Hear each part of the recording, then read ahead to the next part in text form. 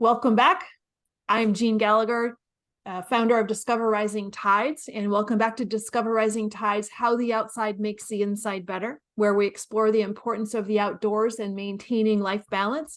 And we're talking with Denise Stegall, healthy living coach and international best-selling author of Healthy Living, Happy Life, a practical path to finding a healthy lifestyle that works for you, and curator of healthy, oh, good Lord, Healthy Living, Healthy List. I got it.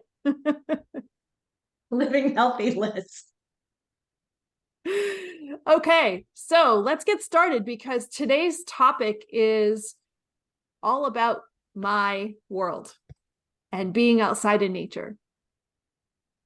I am so excited about this talk. I'm so excited. I'm thinking I'm out in nature. I'm the leopard out in nature, like enjoying the wild. Okay, so wild outside my window. I'm in Minnesota today, so we got some wildness here. We got some beautiful foliage.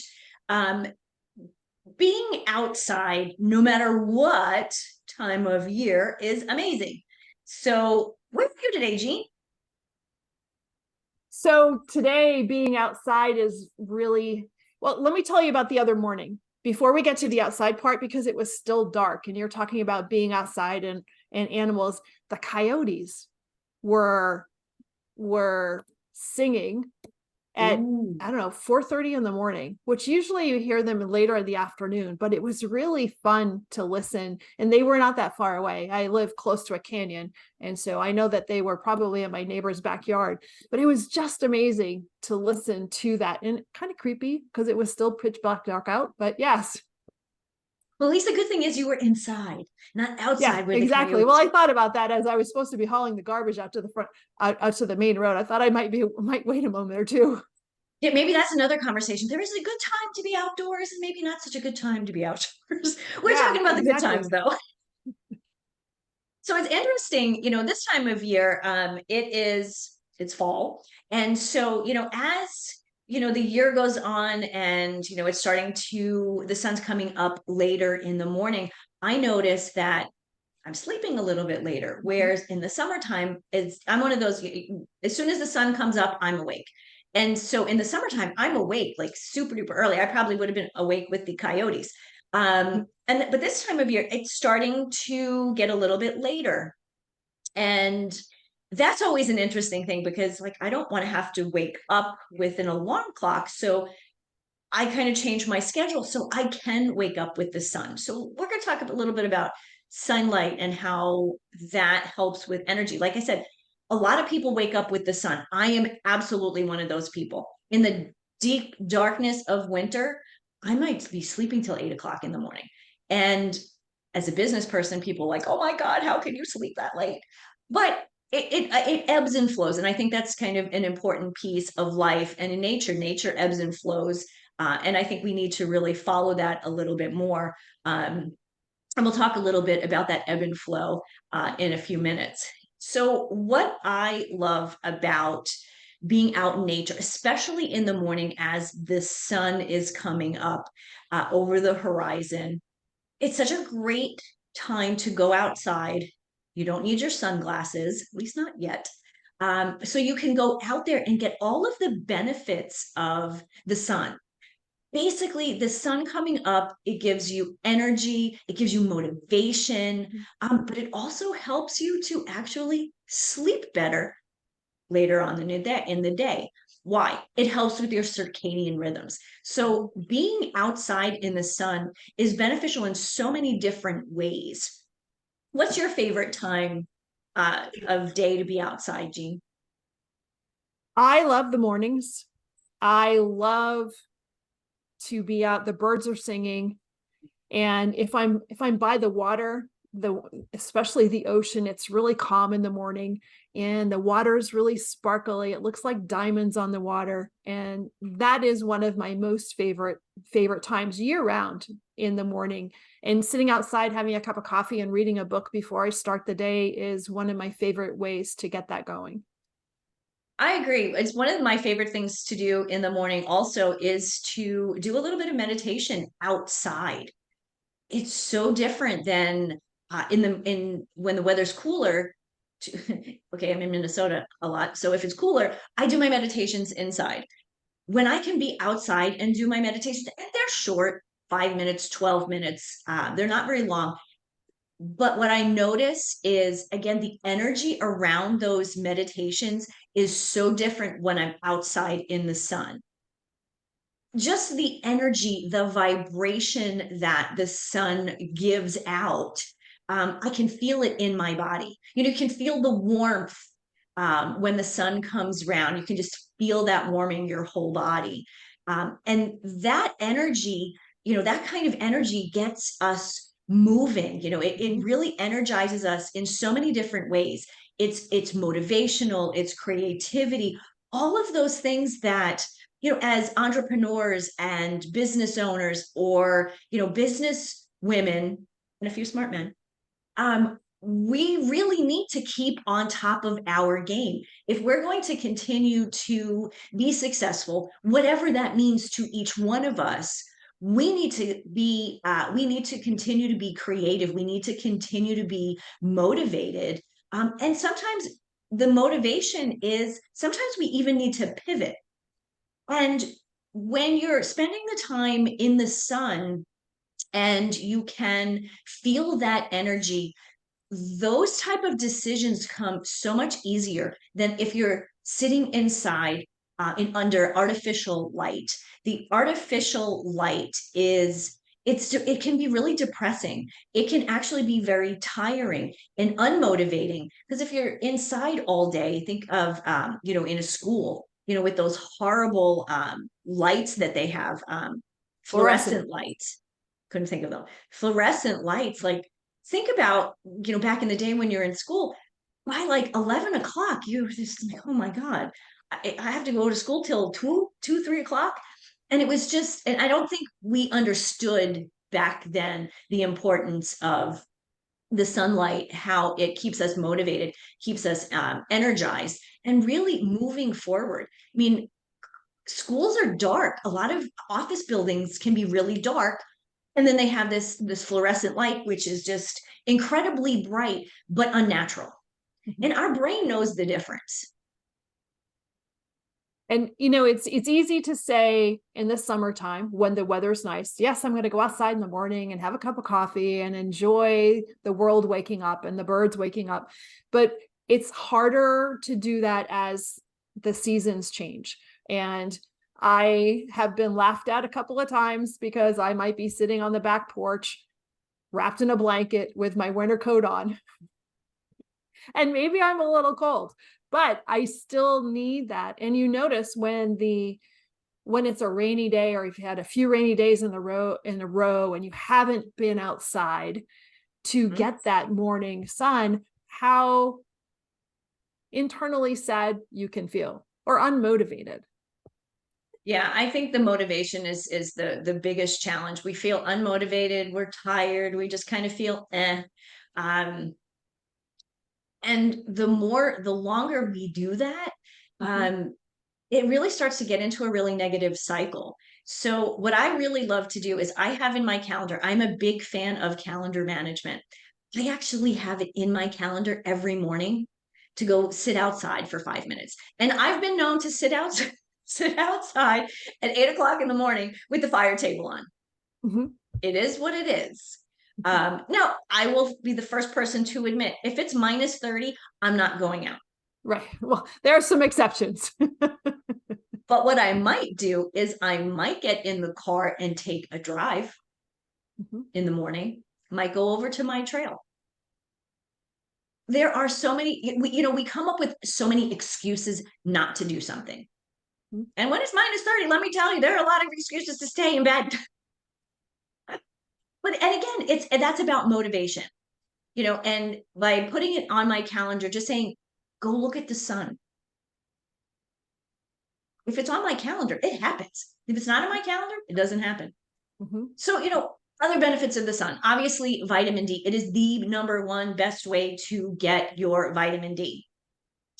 And the estheticians that are going to be listening and you're going to freak out here. When you go out in the morning, no sunglasses, no sunscreen. Your body needs to absorb the sun so it can actually absorb and metabolize vitamin D. So often we go out slathered, and you see how pale I am. My husband's a redhead, so yes, we spend, we when we're outside, we most of the for a extended period of time, we have a lot of sunscreen on. But if we did that all the time, we would never get the benefit of the vitamin D. So this is something to do in the morning when the sun's not so strong. And you can, if you're only going to be out for 10, 15 minutes and to get that benefit, you don't need much more than that to get the benefit of the sunlight that early in the morning. So thank you. This is, I think that before we wrap this up, actually, let me just say one other thing about the vitamin D piece. And we've talked about you've heard people talking about health, and especially with COVID and staying healthy. And I think through this whole conversation, unfortunately, the medical field wasn't having these conversations during COVID, now afterwards. But I think everybody needs to realize how important, or has realized how important, exposure to vitamin D is, and to our continued daily health. So having you bring up this topic is so important. And the circadian rhythm is also important too, because once we disrupt our sleep patterns, how we sleep and the quality of sleep that we have really affects our internal and our external health too. So thank you very much for bringing this topic up. And as people are listening, if they want to hear more or they need more suggestions, I implore them to reach out to you and have those continued conversations. Fabulous. I think this is such a great topic. It's something that will bring us all from, the stress and whatever we've got going on to being successful in our physical, professional, and personal lives. And that's what we're looking for in these conversations, is to help you to people to reach those goals. Thanks, Denise. Thank you. Hello, everyone. This is Jeanne Gallagher, Discover Rising Tides, and I want to just take a moment to talk about my friend, Denise Stegall. I am honored to call her as a friend, and I'm so grateful that she gives us her insight during our shows, each show, and talks about healthy living, eating real food. You hear Denise say, eat real food a lot. Well, she means it, and she knows what she's talking about. She is an amazing healthy living coach, curator at Living Healthy List. And if you ever have any questions about what is real food, why does it matter? How does that apply to me? How do I change? What do I need to do? How do I even create a healthy living shopping list? Make sure that you call her. She is your healthy living coach, and you can find her at healthylivinglist.com. Hello, everyone, and welcome. My name is Jeanne Gallagher with Discover Rising Tides, How the Outside Makes the Inside Better. And I'm so glad that you're here. And I'm excited to introduce to you Michelle Howe. Hey, Michelle. Hello. Hi, Jeannie. How are you? I'm great. Thank you so much for being here. And Michelle, before we get started, can you give us a quick little bio and background, and then we can just dive in? Geez, a bio and a background. Or something maybe together. We'll get into the background piece. Yeah. Founder and president of Empath Evolution. Been doing that for the last 10 plus years. Before that, accountant, CPA, mother of 3 children, live in Central New York, loving life, and looking forward to all the great things that are happening and that are possible for us. So that's fantastic. And there's so much to talk about there. And what's interesting before we start is you are the second person I've talked to recently that started as a CPA and is doing something a little on the touchy-feely side, which is fantastic, but it's an interesting correlation that has happened twice. So there's something to that. But tell us, starting as a CPA, and we're going to talk about what an empath is, but I'd like to know how your transition happened and what brought you to the other side. I love the way the other side. You jumped the shark. I think I've always been who I am, but and I don't know if it's the other side. It's just that I leaned into and started to see more of who I was So I went into accounting because I'm very logical and I love puzzles. And my mother did all these books, and I'm like, oh, this is so interesting, Mom. And I could put things together and did really well. Always very analytical, though, which helps you be an accountant. And but also very analytical and introspective about people. I loved studying people. It's just what I did. It was fun. And then, of course, when I went to college, I'm like, well, maybe I should take a psychology course. Maybe that is really where I should be leaning into, because it was always personal development.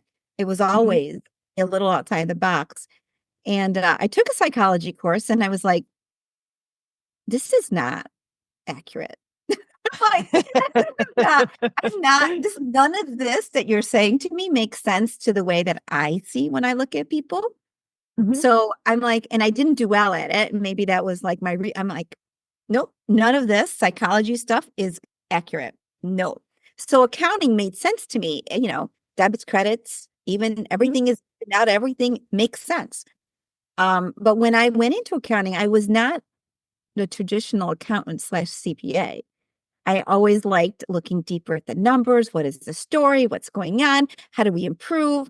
So I was more, and I ended up working with entrepreneurs and good at it. I liked it. It was great. Everything seemed fine. But then, I have 3 children. I had my children one at a time.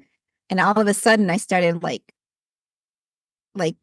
going to work was actually like a relief from having my 3 children, because they were a lot of work, right? Going to work was very assembled, organized. I could, There's nothing logical and assembled and organized about 3 kids. No, there wasn't. And some of the partners there at one of the meetings, they kind of made reference to me being home and everything being so easy for me because I worked part-time at one point. And I remember looking at them and going, you have no idea, do you? I said, this is my break when I come to work. When I'm home, I work much harder than when I go to work. So they were kind of shocked at that. Said every working parent ever. I know. So then nearing when I turned around 40, I started to, I don't want to say, I had anxiety and different things around that time. And I could never pinpoint why I was anxious. But I'm like, because I would do all of the right things, but I was always a little bit like get tired, little anxiety when I woke up. I'm like, I don't know, this is just me. I've always been this way, right? I could read people. That was the one thing and I could understand people, and I enjoyed some people a lot. And other people, I'm like, no, not them. We're not talking to them. I'm like, and that was just like my inner dialogue. And I could foresee different happenings, whether it was my grandmother dying or whatever. And my husband would say to me, I'd go to a conference. People would tell me their deepest stories. They would just tell me. And my husband's like, I think there's something wrong with you. What is happening? And I'm like, it's okay. I don't really mind. It's fine. I love deeper conversations with people. That's just who I am. So nearing when I got around 40, I did have like my nice little neat little life didn't feel so nice and neat anymore. And I didn't quite understand why.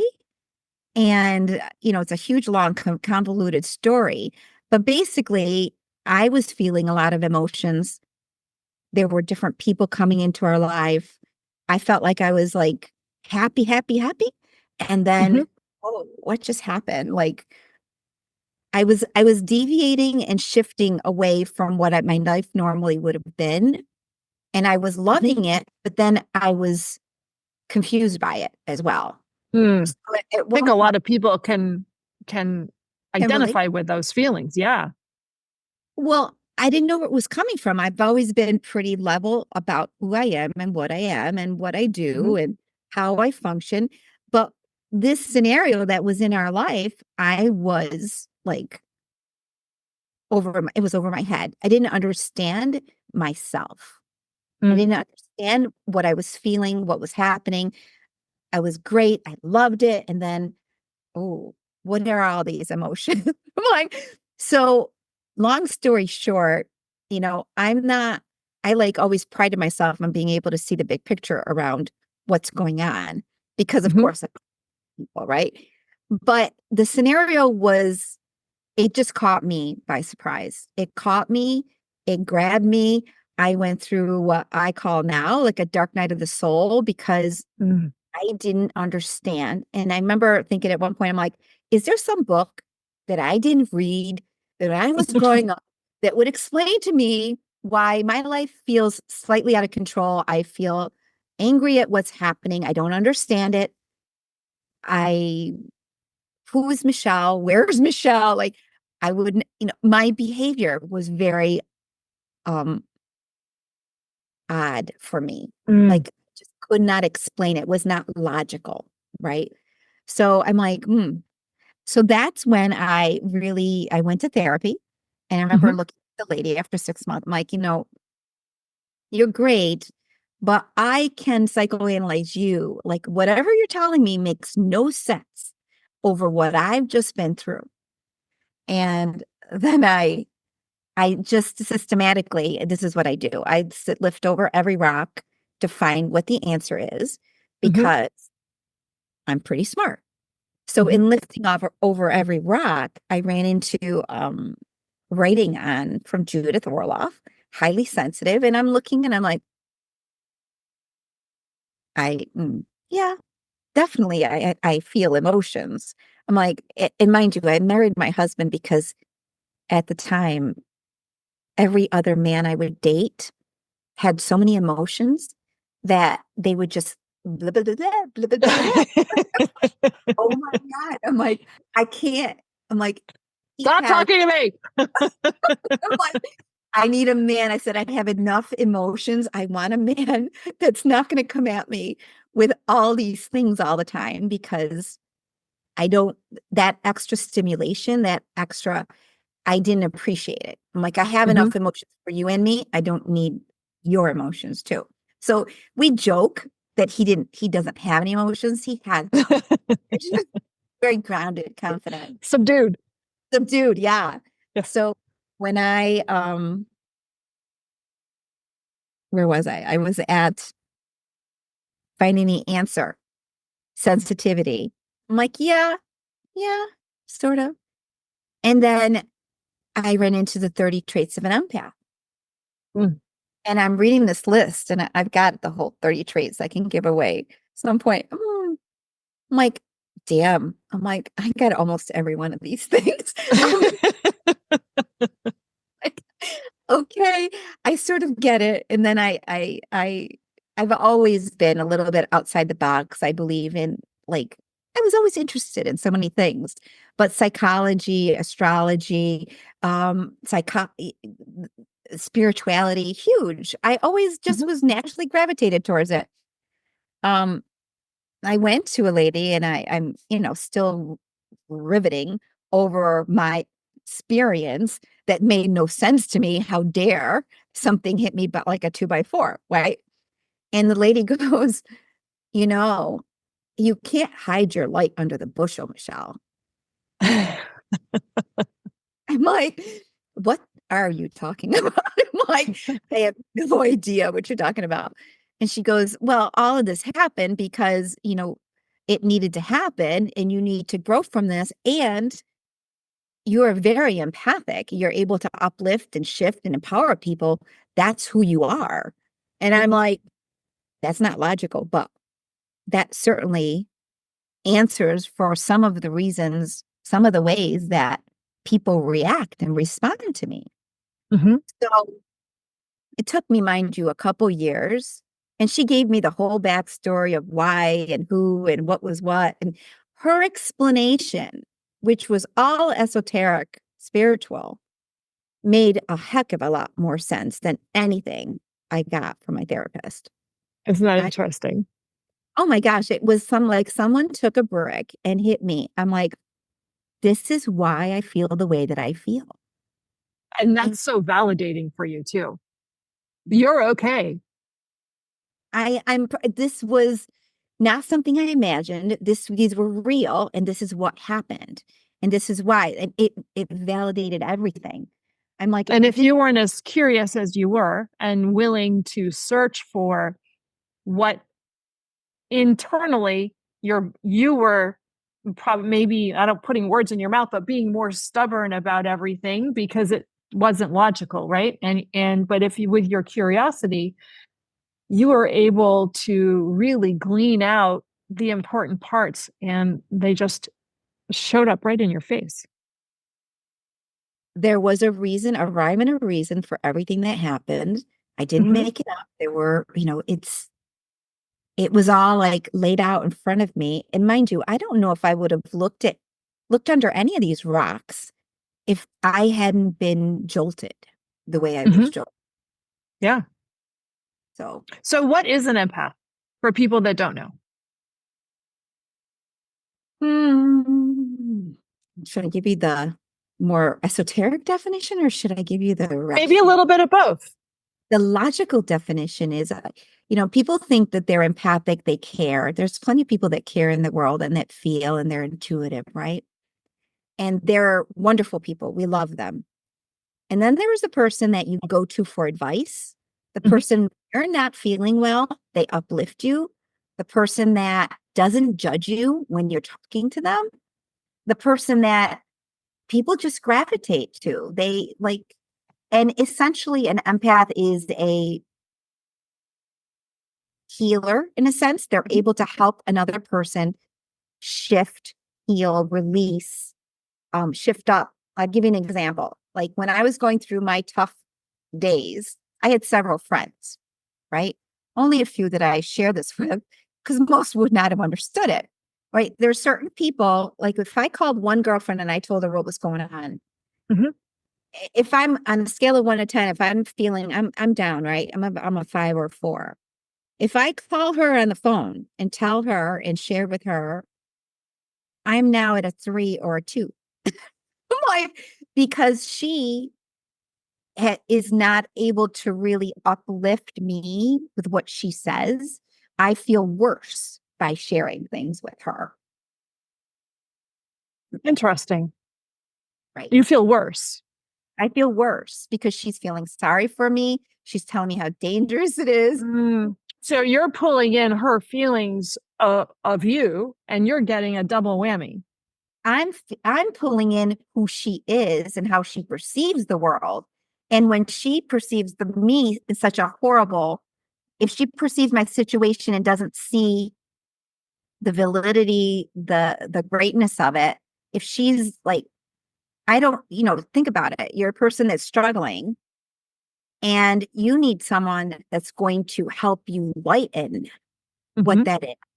If you've got someone who only sees the darkness and the negative or the heaviness of what you're doing and tells you, shames you, or like I'm pulling in who she is, her Mhm. perception of my experience through her, here's my language, through her filter, like her filter, the way she lives her life, the way she's not an empowered, uplifting person. She's just a person doing her best, right? And living her life. But she doesn't have anything to add. So when I look at empaths and empathic people out there, we all hold a certain field of who we are. Mhm. And we're either ideally we have neutral relationships with people. They're not yanking us up or down, right? Because you're Mhm. holding who you are. But if you're around someone negative, you can hold up who you are for maybe 15, 20 minutes, half an hour. Try spending an hour with them. Try spending 2 hours with them. See how you feel when you're done with them. And the important part of the sentence is feeling, because most people will dumb down and avoid and disregard feeling. Society as a whole doesn't want to know, doesn't want to handle feeling. They only want to feel good. So when they don't feel good, or when we don't feel good, oh, here come the drugs, here come the prescriptions, we're looking for to not feel like, Mhm. well, when you are empathic, feeling is one of the top things that you do. That's how you navigate the world. So you can't avoid, if something is toxic, you can't lie to yourself about it. It's like who you are. So that whatever is going on around you is somewhat amplified because that's your number one way of relating to the world. Do you have to be careful that you don't absorb their energy? I'm going to answer this carefully. We, as empaths, we tend to attract people that are wounded, that need help.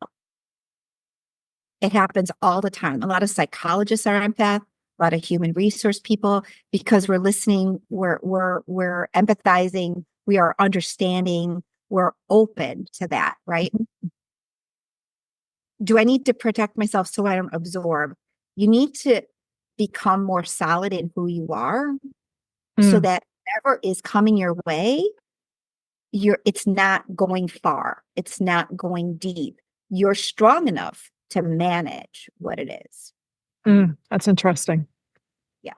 I when I changed how I operated my financial services side of myself and allowed myself to come into my business versus what the industry expects. Right. Everything changed for me. Right. Because I wanted to give space to people to understand and hear their story. Because that's really everything.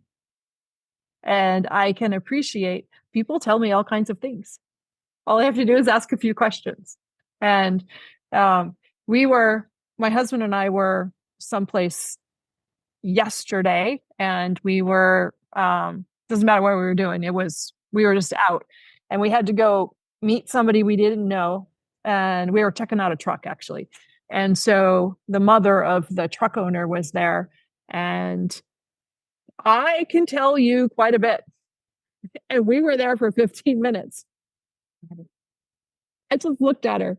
It's like they see a green light and they just Yeah. And what they're feeling is that you're very, here's the esoteric and the spiritual. You're very connected to spirit. You're a safe person. They can share. They can vet. They can without judgment. They can share without judgment. And they leave more calm, more relaxed, more like it's like they opened right up and shared that. Now, if you are judging her while she's talking, or if you have similar wounds, like she's activating some things in you that are pains of yours, you're going to suck that up and it's going to activate it almost like electric, like it's pulse, it'll pulse harder. Like that's why certain interactions are harder, because we have conscious and we have subconscious, we have unconscious things that we hold. And if you're holding that, you're not in a neutral place because that energy is going to come towards you. It's not going to go deep unless you've got something something that it connects to. Yeah. That makes sense. So I have an observation. I didn't expect this observation, so I'm just going to toss it out there. So the logical piece of your life actually connects to what you're doing right now. Something that you said that really that I identify with as well is puzzles. And if you're dealing with numbers and spreadsheets, it's a puzzle, especially when you're trying to figure out where something's missing, something's not right, aligning it up, making sure each line equals as it's supposed to. But in the situation that you're in, it is a puzzle to figure out where people are coming from and where they need to go and how can you lift them and help them. An interesting correlation. That's a great correlation.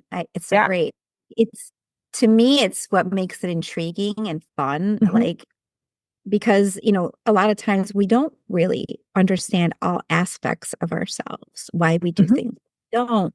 And if, coaches do this at times. If you're introspective and you're willing to see and listen to another person, you'll be able to see things that they may not see because it's coming. Mhm. Like you're the observer. You can Mhm. see it easier. Impartial.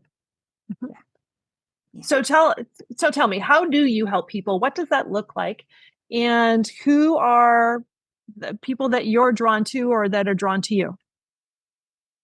Um, People that are drawn to me are just like me. They're just like me, meaning that they maybe did not recognize they were empathic Mhm. and they've gotten slap, they're struggling in some way with something.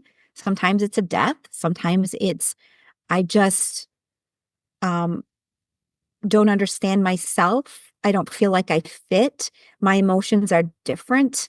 I handle my relationships oddly at times, like because you can really lose yourself as an empath. So your behaviors become a little different and it's unconscious. Like you don't always know why you feel the way you feel, but you Mm. feel, right? Mhm. Um, a lot of times we finally realize that I lost myself in whatever this marriage is, this relationship is. I want to come back to who I am and understand my world, like become more empowered in that regard. Um, and how I help them really, it's either mentorship or a program, a group program that we'll do together. And it's if we have the privilege of working through one on one, it's what do they need? I look at what do Mhm. they need? I kind of follow the process of where we're being led. I have a process and a framework of what I want to hit. Mhm. But basically, I leave that open-ended enough that it's got to work within what they're dealing with, what's in front of them. So it's like real life shifting as life is happening. Like, and it is energetic. That's the part that's a little bit, that's the woo-woo part. Mhm. It's intellectual in that I'm teaching or guiding or acknowledging or being with you on things, empathizing, right? But it's Mhm. energetic because I've worked and I've established and I can hold such great energy that I'm uplifting and I'm activating what their potential really is. So that's what I do. And so tell me more about your program, first of all. And then I have a question and hope I don't forget. So tell me about the program first.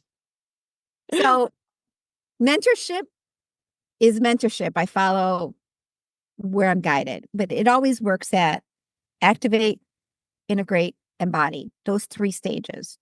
So basically I'm helping you rewrite, look at whatever charged emotions or Mhm. pain or distortions you're holding from your past. Like, what is your storyline?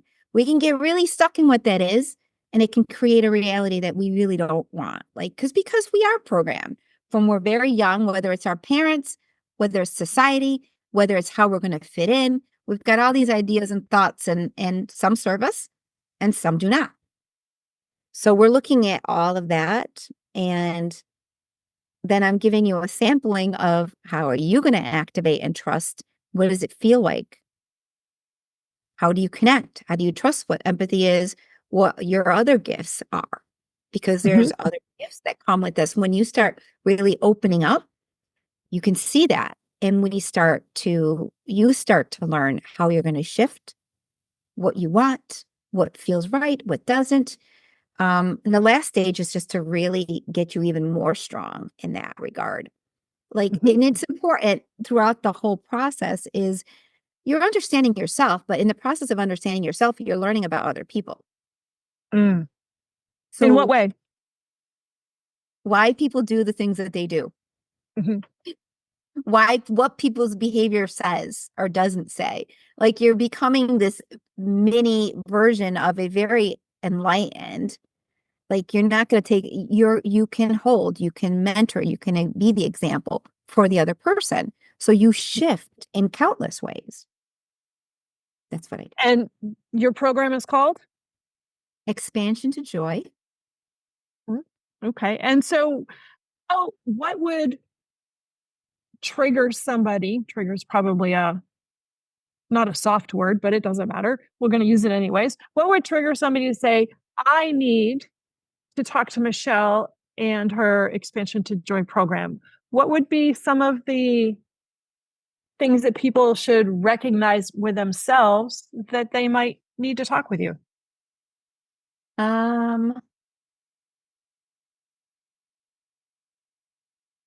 I would say if I am feeling ... or Oh. I wish I could feel ... or I just don't feel like I feel very empty. And why? I've attracted all these things all these years. I've attracted narcissists. Why? How do I stop continuing on as a pattern in my life? I want to stop feeling drained.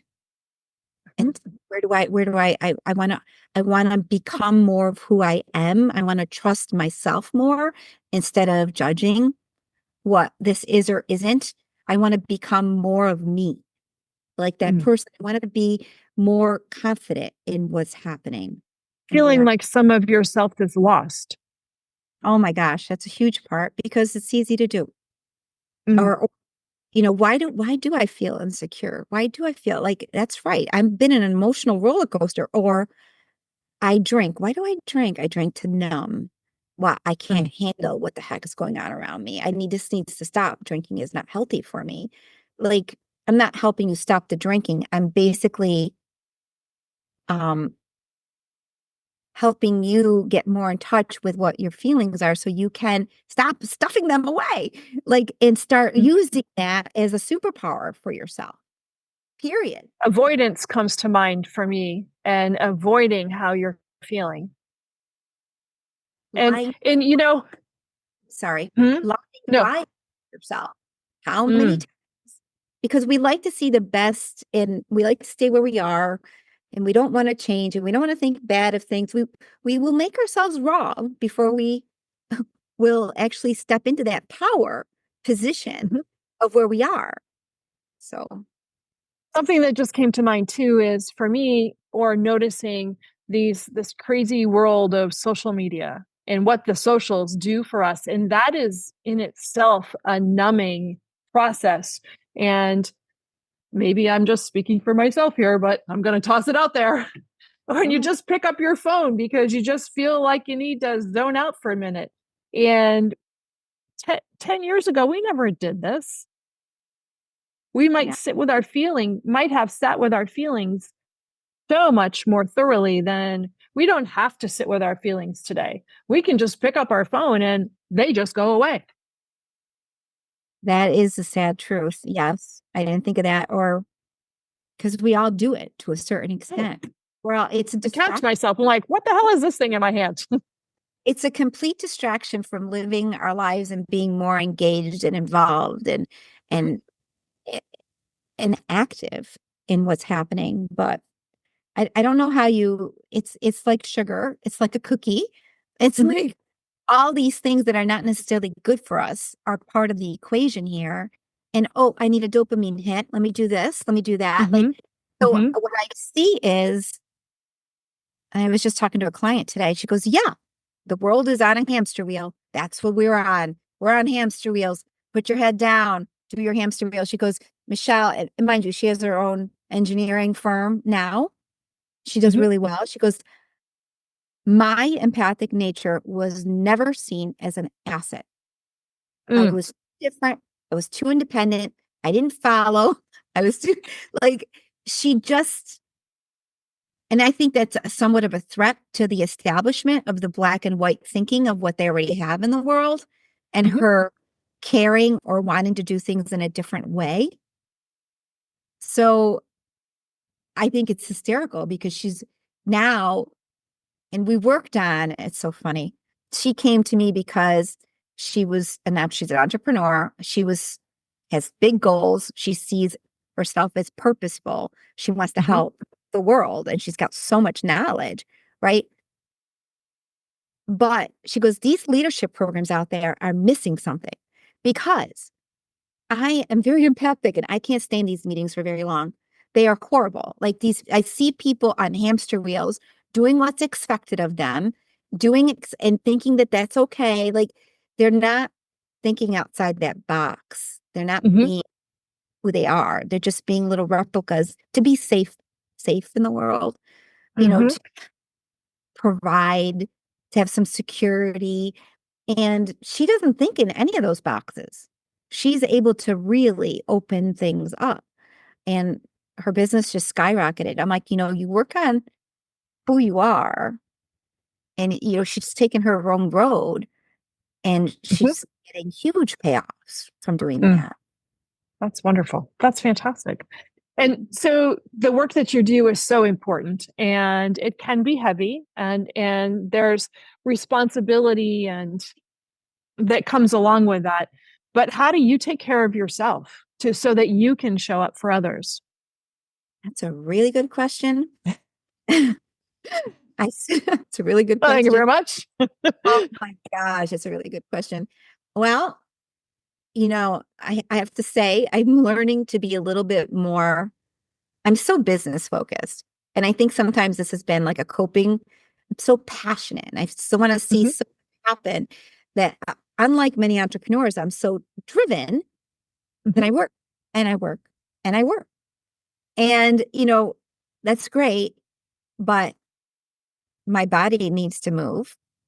Mhm. I can't be just running upstairs and grabbing something quick to eat. It should be thought through so it's nutritious, right? Mhm. And there needs to be a balance of what I'm doing with my family and the people that I love. Mhm. So in bringing those things into the mix, actually pausing on these things are important to me. These things I need to be in balance. There was a time when I first started, I was so into the spiritual, so into the healing. And I loved it. And it's almost like that it was taking up so much room in my brain that there Mhm. wasn't enough room for the other stuff.